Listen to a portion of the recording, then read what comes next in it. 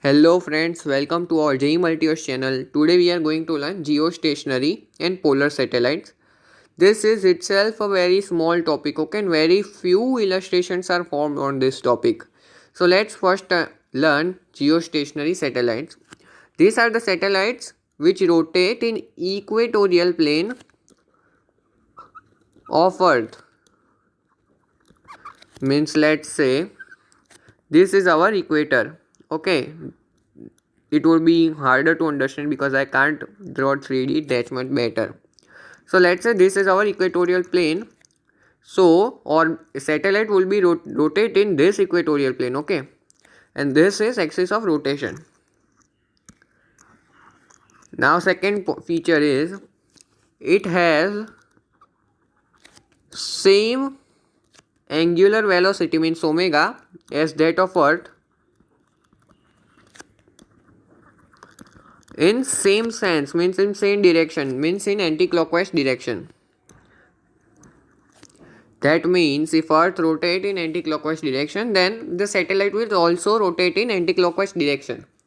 Now due to these features, it will seems to be stationary if we see from Earth. Okay, now let me explain you how.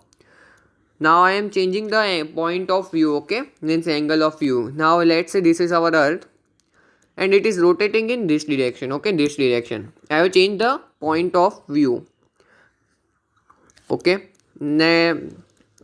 This is rotating in this direction with angular velocity omega, and here a satellite is there above this observer A, which also has omega angular velocity about the center of Earth. Now after time t, this is exactly above this satellite S is exactly above observer A.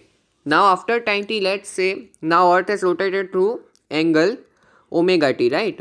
Earth has rotated through angle omega t. So the person would be here. A would be. Now satellite would also be rotated by the same angle omega t because it has same angular velocity. So it is also rotated to same angle, so it will be here now.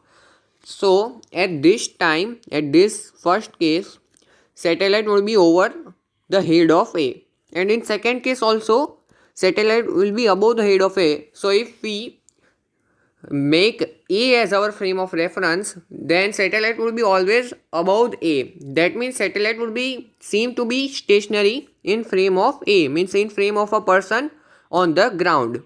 So that means due to this only its name is given to be geostationary. Stationary means stationary, okay, everyone knows, and geo means Earth. So it seems to be stationary from Earth. Now see, it has same angular velocity, hence it would also have same time period, that is 24 hours. Its time period would be same,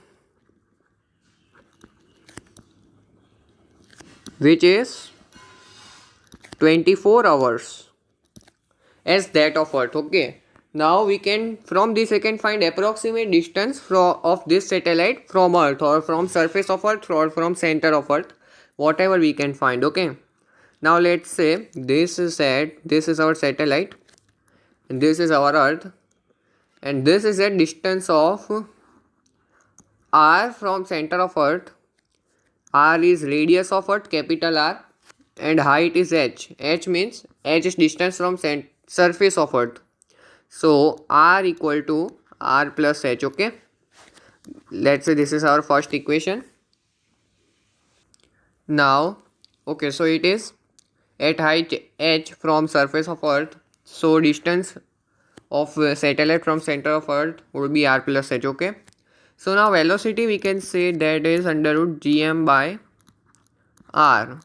For simplicity I am assuming it to be circular orbit, and geostationary circular orbit it is, okay. So velocity would be under root of gm by r. So time period would be 2 pi r by v, so that is 2 pi r by under root gm, and root r will come on the numerator side, okay. So from this time period would be 2 pi r root r by under root gm, okay. So from here t square, okay, I am writing small t as capital T because it is time period of earth, that is 24 hours. This would be 4 pi square r की power 3 by gm. Now we know that small g is gm by r square. From this gm we could write it as gr square because we know g, okay. We also know value of r, that is 6400 kilometer approximately. So gr square. So from this r cube, this is equal to t square r square g by 4 pi square. Therefore from this we can say r equal to t square r square g by 4 pi square power 1 by 3. Now we can write r is equal to capital R plus h, that we have written here equation 1, from equation 1, okay.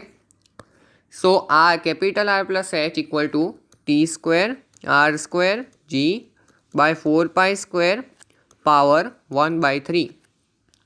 So from this h equal to t square r square g by 4 pi square power 1 by 3 minus h. Now we know t equal to 24 hours. 24 hours means 24 into 60 minutes into 60 seconds. Okay, we will put everything in SI units. So that is 86400 seconds. Now we also know r, radius of earth, that is 6400 kilometers. And we can substitute it in meters. Okay, and we know g is equal to 9.8 meter per second square. Here we will substitute everything in SI units, and then we will get when we substitute all these values, okay, all these values, we will get h to be 42400. This value will be 42400, and here, okay, wait, sorry, here h minus r would be there, okay, not h, and r would be minus 6400 in kilometers, okay.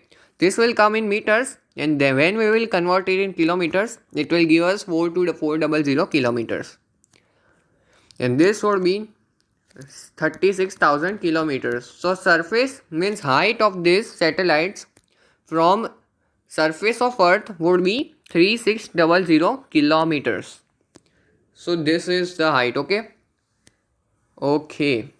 So again revise the main points of geostationary satellites. First, that is, it is in rotate in equatorial plane. Second, omega satellite equal to omega earth. And third, what is third? Okay, no, third is not there, okay, only two main points. Okay, direction is, sense of rotation is also same. Okay, so we are, okay, let's study the use of geostationary satellites. It is used in communication, okay, and it will not matter us when we are solving J problems, okay, so there is no need to note that. Now let's study polar satellites. Okay, wait, polar satellites. So polar satellites are satellites which are at altitude of nearly 1000 to 2000 kilometer, not that much more, and it also has time, very less time period, nearly equal to 2 hours, okay. So it has very less time period, okay, and it will rotate. See, if we assume that earth rotate in, means not assumption, this is not assumption, earth rotate in east to west direction, okay, earth rotate in east to west direction, and this satellite, polar satellite, I write it as PS in short, this rotates in north south direction, and also it has less time period. So this means it will be able to view whole earth in one day, okay. It can scan entire surface of earth in one day, okay. So there is not that much content in polar satellites, okay, this much is there, okay. It means nearly 2 hours of time period and 1000 kilometers altitude, okay. So let's try one illustration based on this concept that I have taught today. Okay, so let's solve one illustration. Okay, so let's solve one example based on this concept.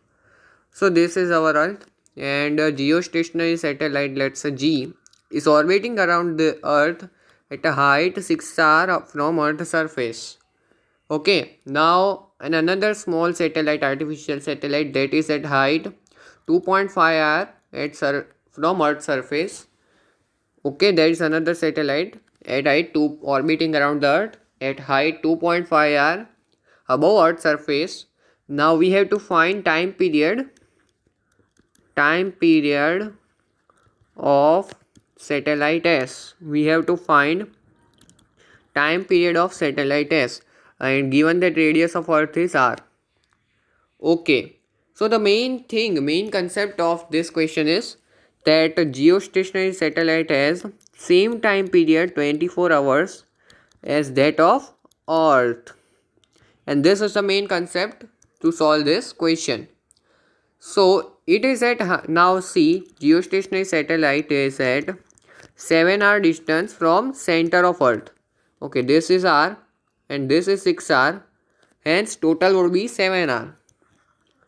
This is this is r and this is, here it is 6 r. So it is at distance 7 r from surface of Earth. Okay, so distance 7 r from surface of Earth, and satellite S would be 3.5 r distance from surface of Earth, because it is at 2.5 r 3.5 r from center of Earth. Okay, because this is r and it is at height 2.5 r from Earth's surface. So distance from center of this satellite is 3.5 r. Now we know Kepler's third law, that t square is proportional to r cube, where r is distance from center of Earth. Okay, or center of any planet. Okay, so t square proportional to r cube. Now for, let's say, t square equal to kr cube, when t r equal to 7 r, means for geostationary satellite r equal to 7 r, for geostationary satellite r equal to 7 r, time period is 24 hours.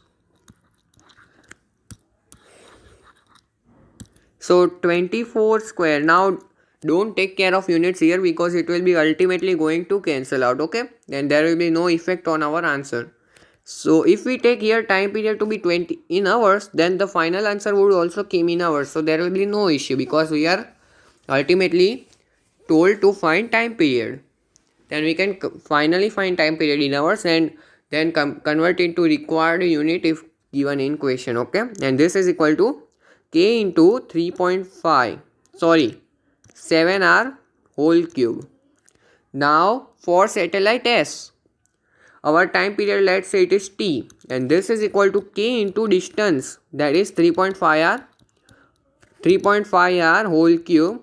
Just divide both these two equations, so 24 by t whole square, and this is equal to 7 r by 3.5 r whole cube, and this is 2 cube equal to 8.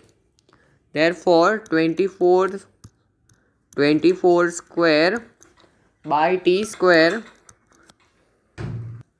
Okay, so 24 by t whole square would be equal to 8 from this. So when we simplify, we will get time period to be 6 into 2 power 1 by 2 hours. And this is our answer to this question. So if you like our lectures, then please subscribe our G Multiverse channel and give like to our videos, and please share our videos as much as possible. Thanks for watching.